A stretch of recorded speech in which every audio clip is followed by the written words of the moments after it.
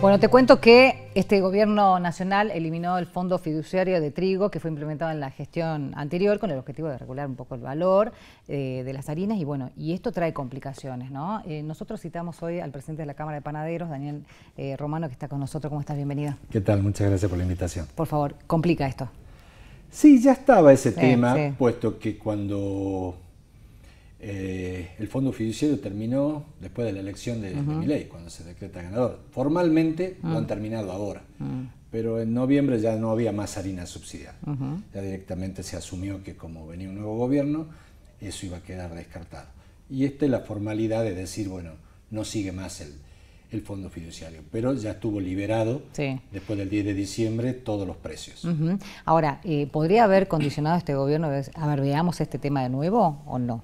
Bajo la óptica de Milei, imposible, ¿no? Él creo que tiene la visión de liberar todo. Inclusive, si vos recordarás, nosotros solíamos desde la Cámara poner un precio sugerido. Sí. No, eso no existe más. ¿Ya no? No, cada uno pone el precio que considera. El precio que quiere. Y muchas veces colegas tuyos me llaman y me dicen, bueno, pero ¿cuál es el precio? Hay que acostumbrarse al nuevo modelo. El precio lo pone cada negocio y la gente tendrá que buscar de acuerdo a su bolsillo y a la calidad o a los gustos que tenga en el sector, buscar lo que más le llegue a ellos. Claro, bueno, ahora fuera de esto, que ustedes ya han venido acomodándose de alguna forma, como lo planteabas, está el aumento de la luz y el gas. Y eso sí te empuja, me imagino yo obviamente, al propietario de decir, bueno, a ver, tengo que ver de qué forma puedo recaudar para poder pagar estas boletas. Hoy nos pone en jaque, total, no se pueden pagar. Así hay que decirlo. O sea, hay una situación donde los servicios, porque no es solamente los servicios, ¿no? Y todavía el gas no llegó. Es el porcentaje. La Constitución habla de un valor razonable. Sí. Esto no es razonable. El mismo gobernador lo ha dicho, de que Salta paga el precio de la luz más caro del país. Si el máxima representación nuestra está diciendo eso, ¿qué nos queda a nosotros de decir cómo hago para pagar esta situación? Hay una caída de ventas de entre un 30 y un 40%, lo han estado viendo es un montón, ustedes en Buenos Aires, que hay cierre de panaderías, de las más chiquitas, obviamente, porque esto va a ser una cuestión de espalda. Pero esta suba, sin la del gas, claro, es imposible de pagar. No hay situación. En el corto plazo va a haber cierres de panaderías, gente en la calle, porque no se sostiene. No hay una... La verdad, quisiera tener una visión donde la luz del túnel se visualiza. Hoy no está. La aplicación del ajuste ha caído sobre las pymes y sobre la clase media-baja. No hay una sola medida de baja de impuestos para las pymes. Ahora estamos hablando de una ley base donde pueda ser. Pero si la gente no tiene plata en el bolsillo, pueden sacar la ley, por ejemplo, en el tema laboral, que hoy está tan en el tapete. Podemos hacer una ley a la norteamericana, donde se pueda sacar gente, tomar gente, sin ningún costo. Me pregunto quién va a tomar gente, claro, con si no 40% va a tener cómo abrir la puerta. De venta. No tiene sentido. Claro. El tema es, ¿qué va primero? Y si no vemos un aumento en la producción para poder generar dinero, para poder pagar plata, porque estamos hablando de pequeñas empresas. Claro. Una empresa que le suben de 300.000 a 1.000.000 la luz, tiene 25.000 pesos diarios que ganar, no para llevárselo al bolsillo, sino para pasárselo a Edesa. Solo en ese servicio. Más todos los que vinimos de subas brutales después de la devaluación, que no hubo un solo retroceso. Podrá haber alguna promoción de, en vez de pagármelo de contado, te doy 7 días, 10 días, pero no hay más nada. Claro, no. Tristemente, hoy no hay una solución y una mirada desde el gobierno nacional y también del provincial en cuanto a impuestos. No ha habido una baja de impuestos de ningún tipo para las pymes. Al contrario, o sea, están con los mismos impuestos, la misma cantidad, pero además situación. Encima, bueno, la luz en principio y el gas que viene próximamente, ¿no? ¿De cuántas panaderías estamos hablando? En la provincia rondan más o menos los 700 panaderías. Bien, si hablamos de un 30%, 40%, ¿cuántas panaderías van a quedar? Y sí, va a ser bastante el impacto.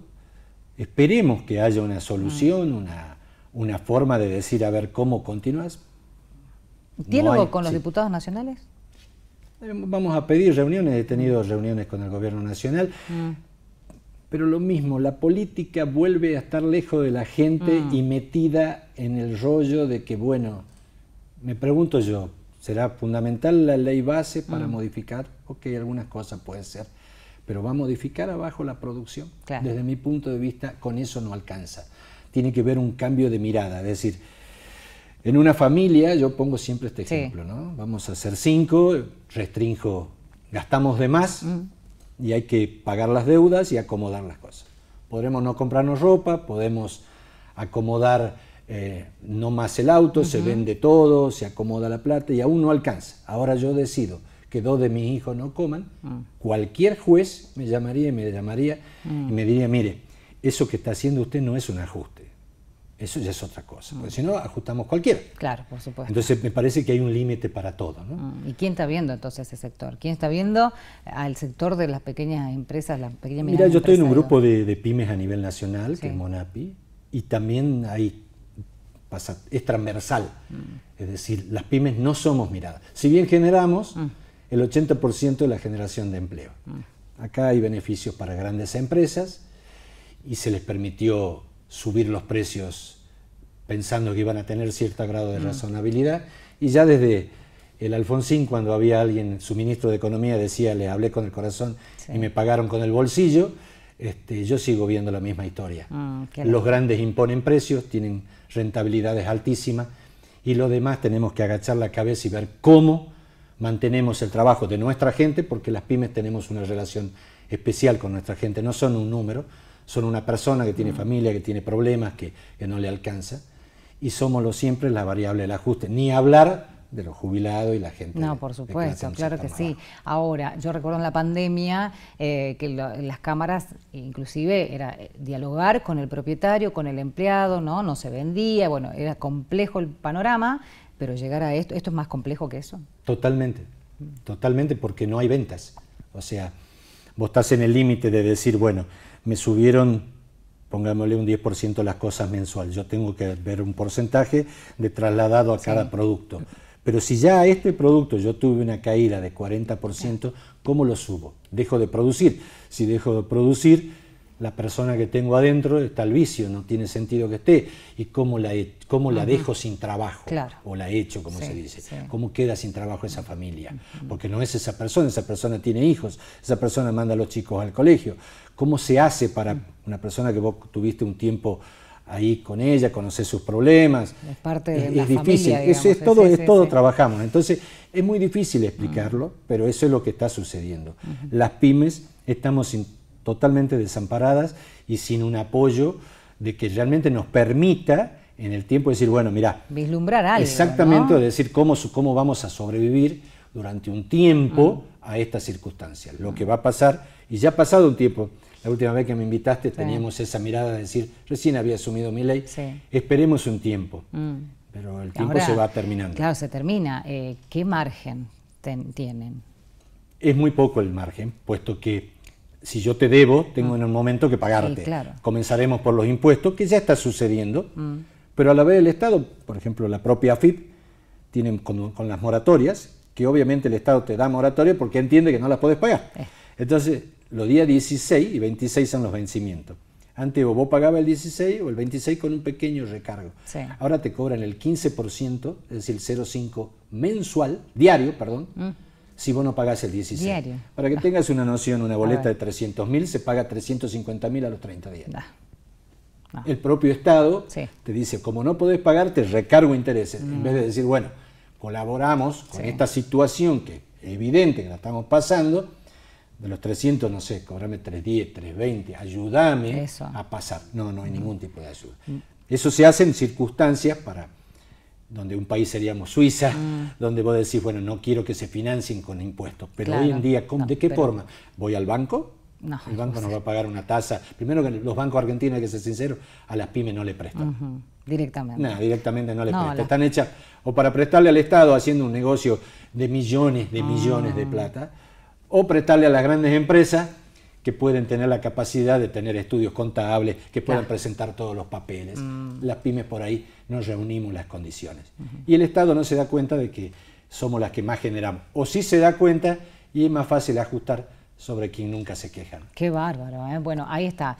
Las pequeñas y medianas empresas, los monotributistas, los trabajadores independientes son los más complicados. Y siempre, ¿no? Siempre fue lo mismo y ahora peor. Aumentaron, obviamente, los valores de acuerdo a las categorías de monotributo. Así es. Bueno, hay complicaciones, ¿no? Las prepagas, bueno, en este caso la obra social, que te obligan, si sos monotributista, también tienen un costo alto. Complejo, ¿eh? Complejo con un movimiento básico, digo, en cuanto a la venta o aquel que vende servicios de otras características también tiene sus complicaciones. Bueno, entonces, bajaron las ventas. A ver, si no hay una referencia de precio igual, ¿qué es? ¿Cuánto está el kilo de pan? Ahora ya no tengo ni idea, porque voy a hacer un precio capaz que... ¿Sabes qué pasa? No que si yo lo digo al precio, mañana la gente, por costumbre, porque hace poco que... Yo te puedo decir, mira, creo que el promedio del precio puede estar entre 1.500 y 1.800 pesos. Y puede ocurrir que alguien diga, pero si a mí me están cobrando 2.000. Y lo puede hacer, señora. La que tiene que regular es usted. Es decir, no, me parece que esto es mucho. Voy buscando. Ahora, el que cobra 2.000, no sé si te está cobrando de más o realmente tiene que pagar un alquiler en el centro donde le subieron el 300%, no es dueño, no es propietario, la margarina que compraba antes le costaba 10.000 y hoy le cuesta 40.000, y por financiarte 7 días más porque no te alcanza los 40 se hicieron 43, entonces hay muchas circunstancias. Lo que sí puedo decir y garantizar que 700 panaderías no nos vamos a poner de acuerdo. Como son tres empresas grandes que se ponen de acuerdo. Lo estamos viendo en el tema de obra, del tema de la obra social, que se carterizan, obviamente, si está más que evidente, y ponen los precios. Acá la gente lo que yo les recomiendo es camine, busque de acuerdo a su bolsillo y va a encontrar diferencias, no sustanciales, pero puede haber diferencias. Bueno, a ver, la gente busca hoy, obviamente, que le alcance. Pero en este caso, por ahí, tal vez el que mayormente va a salir beneficiado es aquellas panaderías que están dentro de un galpón a puerta cerrada en los barrios, que nadie los ve. Sin lugar a duda, lo que vos me preguntás es que en algún momento lo hablamos. Que nunca se solucionó. Que nunca se solucionó. Que uno no quiere que dejen de trabajar, sino que paguen lo mismo. Lo que pasa es que si yo te digo, fíjate cómo está el que está en blanco, que está quebrado, yo que estoy en negro, lo que estamos haciendo es fomentar eso. Porque el tipo dice, yo tengo que ir ahí, no, imposible, no llego, no me van a dar los números. Entonces me mantengo en negro. ¿Dónde estoy? Escondido, ¿no? Es triste, pero es así, porque el Estado no da incentivos, en el buen sentido, para decir, bueno, tenés que estar en blanco porque tenés estos beneficios, al contrario. Bueno, vamos a ver después de la ley base qué pasa. Ojalá que esto se solucione, porque la verdad que es un panorama bastante triste. Y no tener una luz al fondo es complicado. Ojalá esté equivocado. Bueno, Daniel, muchas gracias por venir como siempre.